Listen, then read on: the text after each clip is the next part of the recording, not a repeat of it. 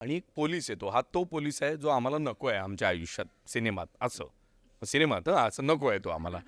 आणि त्याच्याकडे काठी होती निखिल चव्हाणकडे म्हणजे पोलिसांकडे जसं ती काठी असते.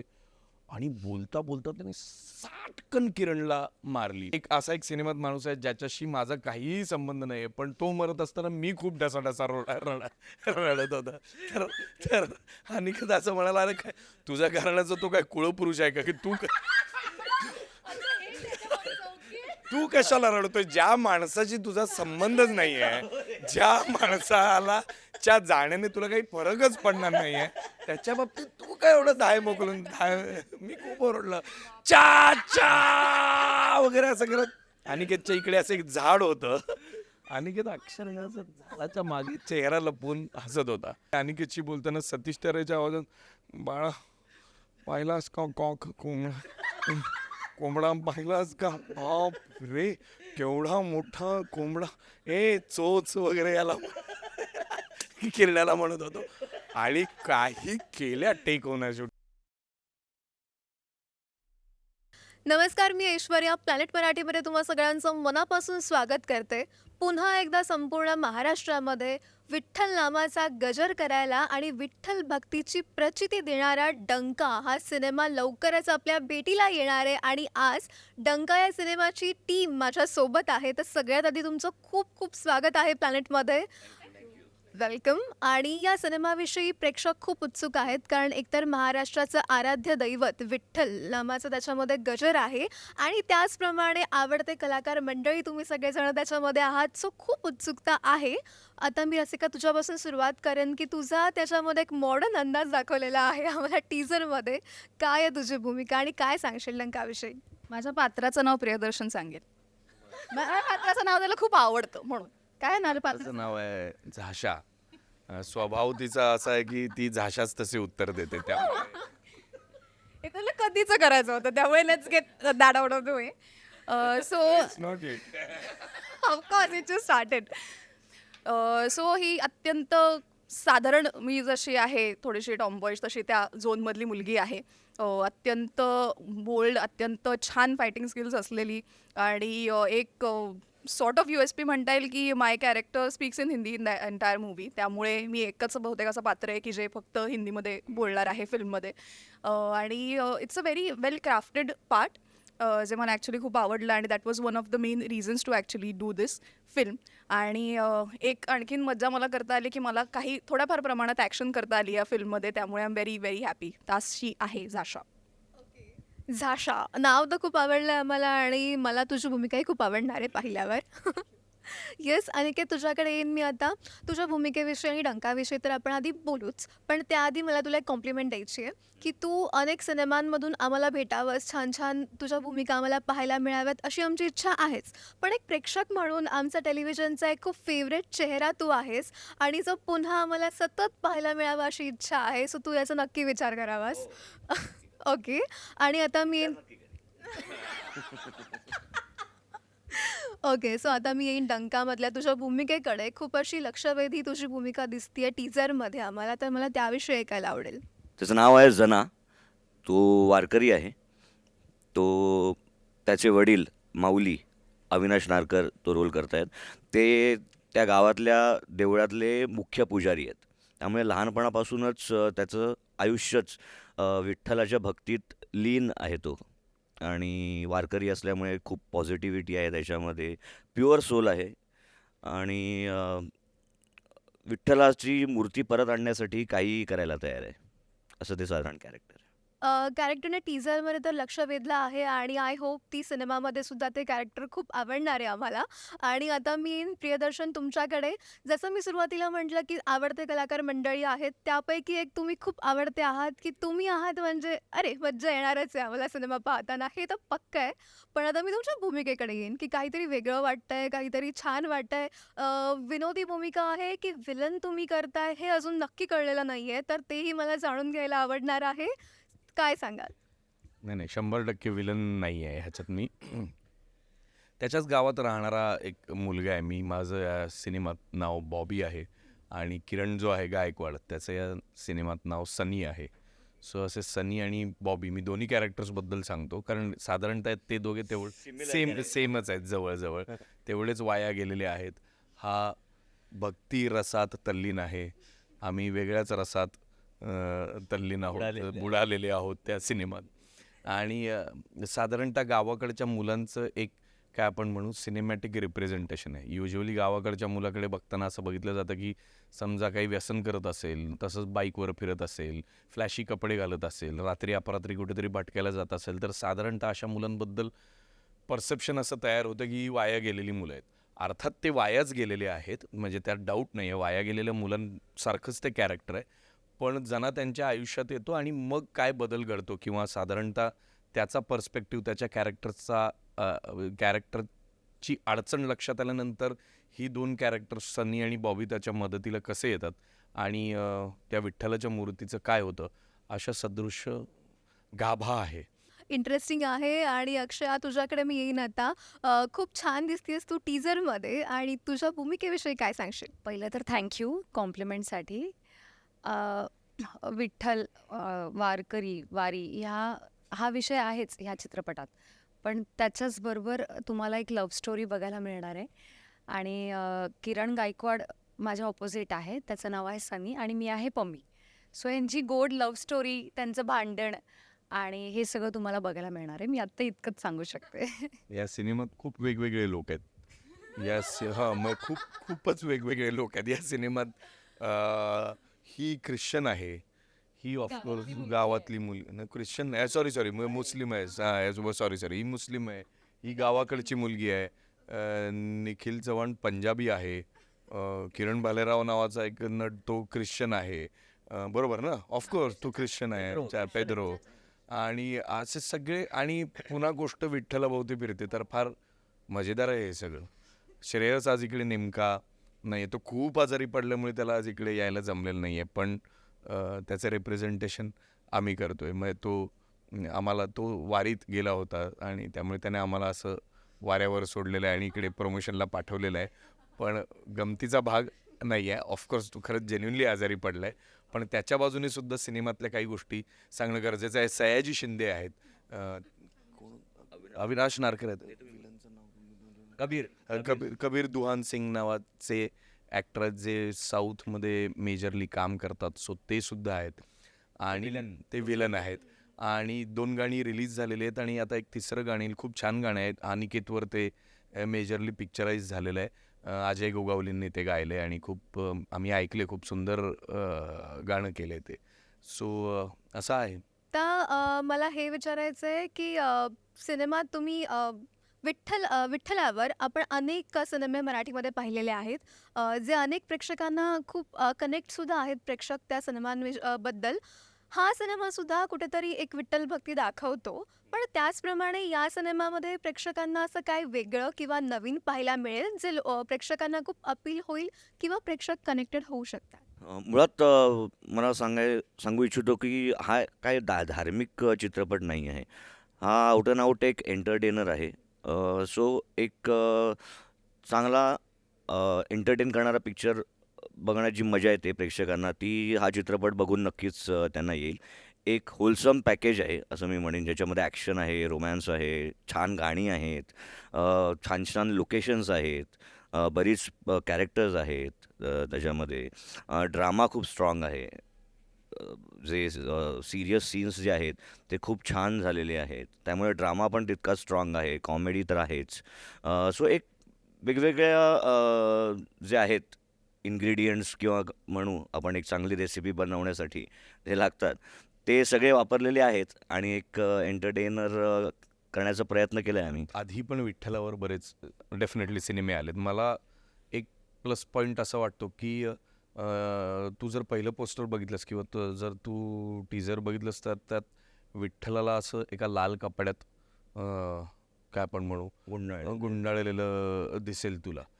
तर तू जर त्या मूर्तीची हिस्ट्री पाहिलीस, त्याचा इतिहास पाहिलास, तर ती काही पंढरपुरात ती मूर्ती कधीच नव्हती. ती कर्नाटकातली मूर्ती आहे जी हम्पीमध्ये होती असंख्य वर्षांपूर्वी. आणि मग हम्पीमध्ये परकीय आक्रमणं जशी होऊ लागली तशी ती मूर्ती तिकडनं काय आपण म्हणू स्थलांतरित करण्यात आली आणि तिची प्रतिष्ठापना पंढरपुरात करण्यात आली. कारण ती मूर्ती फोडली जाण्याची शक्यता होती किंवा चोरली जाण्याची शक्यता होती किंवा काय होता, हा खरा इतिहास आहे त्या मूर्तीचा. म्हणून तो कान्नाडा विठ्ठलू असा आहे, कर्नाटकातला विठ्ठल असा आहे. ती हम्पीमधली मूर्ती आहे.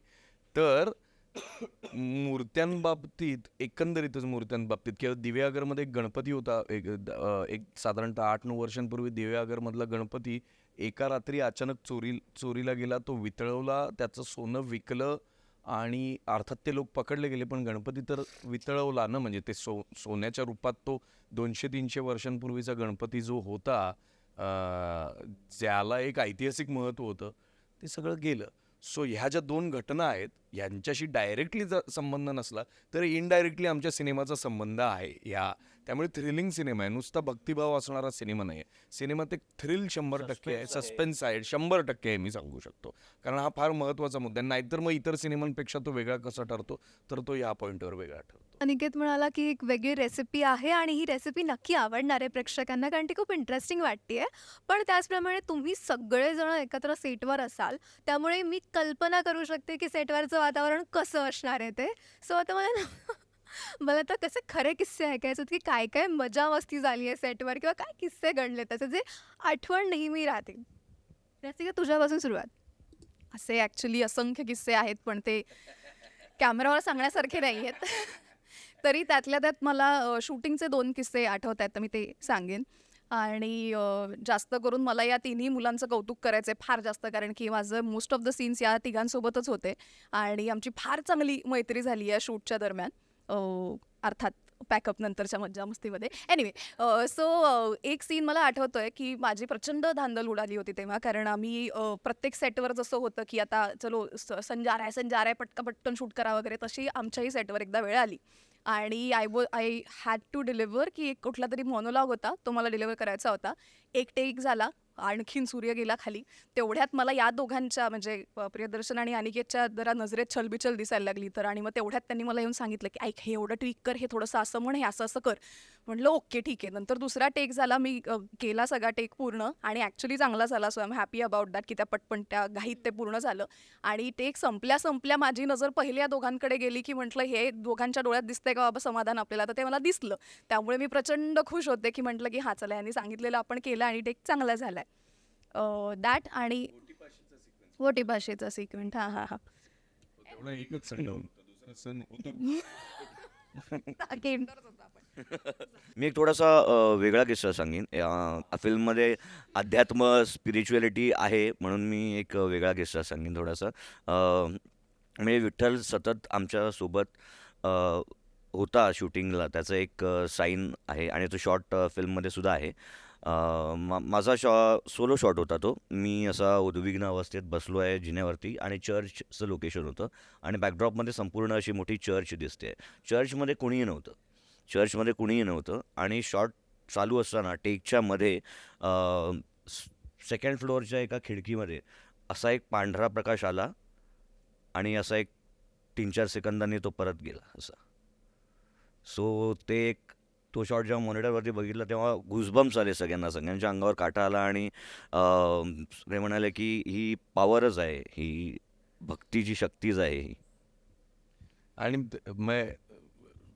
टू टेक इट फॉरवर्ड, ज्या हाईटला तो लाईट आला तिथे लाईटिंग करणं किंवा तिथे जाणं तसं इम्पॉसिबल होतं. आधी वाटलं काय लाईटिंग असेल, पण ते तिथे लाईटिंगच केलेलं नव्हतं. पण हे अनुभवलं त्याने, मला फार गंमत वाटली. मग नंतर आम्ही त्या चर्चचं नाव शोधलं आणि मग गुगल केलं आणि मग गोव्यातल्या 10 हॉन्टेड प्लेसेसमध्ये त्या चर्चचं नाव येतं. येस, त्या चर्चचं नाव येतं. आम्ही गुगल केलं ते आणि आम्ही गुगल केलं आणि त्यात ते नाव येतं. आत्ताही गुगल केलं तर तुला त्या चर्चचं नाव सांगू शकतो की ते 10 हॉन्टेड प्लेसेस इन गोवा असं जर केलं तर त्या चर्चचं नाव येतं. पण ऑफकोर्स काही वेडं वाकडं विचित्र काहीच नाही घडलं. इट वॉज वेलकमिंग, म्हणजे काहीच प्रॉब्लेम नाही त्यात. माझ्या बाबतीत माझा अख्खं शूटिंगच किस्सा होता असं मला इथे मला नमूद करायचं आहे. कारण माझी सुरुवातही अत्यंत विनोदी झाली. या सिनेमासाठी श्रेयसने मला फोन केला आणि सांगितलं जनाचं कॅरेक्टर कर, म्हणजे याचं. मग 15 दिवसांनी त्याने मला फोन केला आणि सांगितलं सनीचं कॅरेक्टर कर, म्हणजे त्याचं, म्हणजे कुणाचं, किरण गायकवाडचं. आणि मग त्याने मला सांगितलं की बाबा आता तिसरंच उरलं, म्हणलं आता पर्याय नाही, आता मला हे करायलाच पाहिजे आणि मी मी हेच करणार. तिन्ही मला ते करणार. म्हणजे त्यात इंटरनल विनोदाचा भाग ठीक आहे, पण त्यावेळेला तोही असंख्य स्क्रिप्टमध्ये चेंजेस होत होते. जसे जसे स्क्रिप्टमध्ये चेंजेस होत होते तसं तसं त्याचं सगळं काय काय कॉम्बिनेशन करावं या सगळ्या गोष्टीचा तो विचार करत असावा. शूटिंगचं म्हणशील तर असा एकही दिवस मला आठवत नाही की जिकडे मी आण्याला सेटवर हसवलेलं नाही आहे. असा मला एकही दिवस मला आठवत नाही की गंभीरपणे काहीतरी चाललंय आणि आण्या त्याचं एक शांतपणे काम करतो आणि मी माझं एक शांतपणे. आमचा एक मोंटाज होता आणि तो लाईक 18 फ्रेम्सवर शूट होत होता, त्यामुळे लोक sir sir sir sir sir sir sir sir time लॅप्समध्ये जसे आपल्याला ते साऊंड नव्हतं त्याला, असे नुसते जशी त्यामुळे मी वाटेल ते बोलत सुटलो होतो. मी संजय नार्वेकरच्या आवाजात बोललो, मी प्रशांत दामलेंच्या आवाजात बोललो, मी मोहन जोशींच्या आवाजात अनिकेत, कारण साऊंडच नव्हतं ना. ती कधी नाही नाही नाही नाही नाही आता नाही, आता नाही नाही नाही नाही नाही तिथेच होतं ते, आता नाही. हे सगळं केलं आणि मी काहीतरी त्याच्यासमोर वस्तू आणून ठेवायच्या होत्या, असं काहीतरी होतं. तर मी पळालो एका रूममध्ये आणि तिकडे 2 पादुका होत्या. पादुका होत्या, तर मी पादुका घेतल्या, धावत धावत त्याच्या पायापाशी आलो. वारकरी आणि मी आणि नेमक्या मला पादुका दिसाव्या, तर तेवढ्या खूप सामान पडलं होतं तिकडे. तलवारी होत्या, अल्लादीनच्या जिन सारख्या असंख्य काय काय गोष्टी होत्या. म्हणजे बेसिकली म्युझियम असावं असं ते लोकेशन होतं. सो खूप साऱ्या गोष्टी होत्या. तिकडे पादुका सापडल्या, त्या मी त्याच्या पायापाशी आणून ठेवल्या, त्याला नमस्कार केला. तो भयंकर कंट्रोल करत होता. किंवा एक सिनेमात माणूस आहे ज्याच्याशी माझा काहीही संबंध नाही, पण तो मरत असताना मी खूप ढसाढसा रडत होता. तर अनिकेत असं म्हणाला, अरे काय तुझ्या घराण्याचा तो काय कुळपुरुष आहे का की तू कशाला रडतोय? ज्या माणसाशी तुझा संबंधच नाहीये, ज्या माणसाला च्या जाण्याने तुला काही फरकच पडणार नाहीये, त्याच्या बाबतीत तू काय एवढं धाय मोकलून मी खूप ओरडलं चा चा वगैरे असं करत. अनिकेतच्या इकडे असं एक झाड होतं, अनिकेत अक्षरशः झाडाच्या मागे चेहरा लपवून हसत होता. अजून एक मला सीन असा आठवतो की आमची सकाळी आमची तिघांचाच शॉट होतो. आम्ही असे नुकते गोव्यात शिरलो आणि चालत चालत काय काय काय काय बघतो, असा आमचा सिक्वेन्स होता. तर आम्ही जसे चालत निघालो होतो, तर मला असं लक्षात आलं डाव्या हाताला जे एक गोव्यात अशी छान घरं आहेत, अशी टुमदार बंगले आहेत असं होतं. तर पोर्चुगीज स्टाईलची घरं वगैरे. तर एका पोर्चुगीज स्टाईलच्या घरावर सिमेंटमध्ये त्यांनी त्यांच्या दारावर हे केलेला कोंबडा होता असा. म्हणजे सिमेंटचा हत्ती लोक दारावर करतात किंवा वाघ सिंह करतात, तर सिमेंटचा कोंबडा होता. तर आम्ही तिघे चालत येत असताना अनिकेत, मी मध्ये आणि इकडे किरण असतो, तर मी तिथेही साऊंड नव्हतं, त्यामुळे मी अनिकेतशी बोलताना सतीश तऱ्हेच्या आवाजात, बाळा पाहिलास का कोंबडा पाहिलास का? बाप रे केवढा मोठा कोंबडा, चोच वगैरे याला किरण्याला म्हणत होतो. आणि काही केल्या टेक होणार. शेवटी श्रेयस म्हणाला, यार आता सकाळी छान सन मिळाले मला 7-7:30ला, आता तुम्ही करा असं. अजून एक जबरदस्त किस्सा असा आहे, मी नारळ पाणी पित असतो, मी आणि किरण गायकवाड नारळ पाणी पित असतो आणि अनिकेत येतो आणि म्हणतो, मूर्खांनो तुम्ही इथे काय करताय बावळाटासारखं, इकडे थांबून आपल्याला तिकडे जायचं होतं. असा सीन होता. आणि एक पोलीस येतो, हा तो पोलीस आहे जो आम्हाला नको आहे आमच्या आयुष्यात सिनेमात, असं नको आहे तो आम्हाला. आणि त्याच्याकडे काठी होती निखिल चव्हाणकडे, म्हणजे पोलिसांकडे जसं ती काठी असते.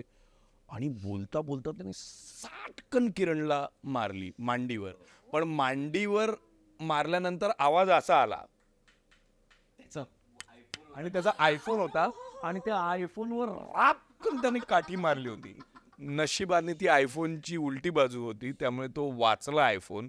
नाहीतर किरण गायकवाडला या सिनेमात जे पेमेंट मिळालंय त्या पेमेंटचं सगळं त्या आयफोनमध्ये सगळं त्याला द्यावं लागलं असतं. असं भला देव माणूस तो, त्याच्याबरोबर तुम्ही असं वागता. असं मी या सिनेमात खूप काय काय केले. मी या सिनेमात खूप खूप खूप काय काय मजा मस्ती केली. क्लायमॅक्सचा सिक्वेन्स होता, ॲक्शन सिक्वेन्स, खूप हाणामारी आहे त्याच्यामध्ये. आणि तो 3 दिवस मला इकडून फेकतायत लोक, तिकडे फेकतायत, इकडे. आणि आम्ही त्या सिक्वेन्ससाठी त्या लोकेशनवरती जात होतो आणि त्याच्या आदल्या दिवशी माझा पाय मुरगळला. त्यामुळे मी अख्खा फाईट सिक्वेन्स आणि खूप धावायचं वगैरे होतं त्याच्यामध्ये.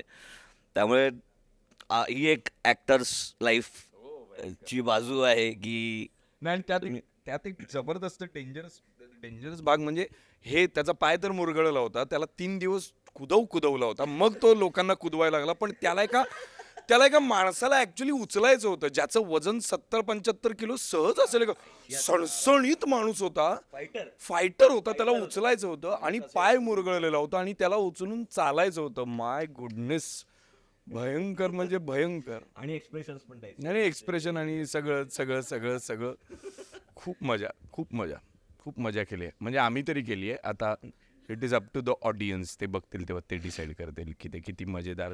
तू तुझं एखादं सांग ना किस्सा, असं काय करते? मी खरं तर ह्यांच्याच किस्स्यांमध्ये खरंच रमली आणि मला खूप मजा आली आहे सगळं ऐकून. नाही, अजिबातच नाही. तरी सांगायला हा मी सांगते माझ्याकडे किरण, कारण माझे बरेच सीन किरण सोबतच आहे. त्यांच्यासोबत नव्हते मी. किरण एकतर नाही मी नाही.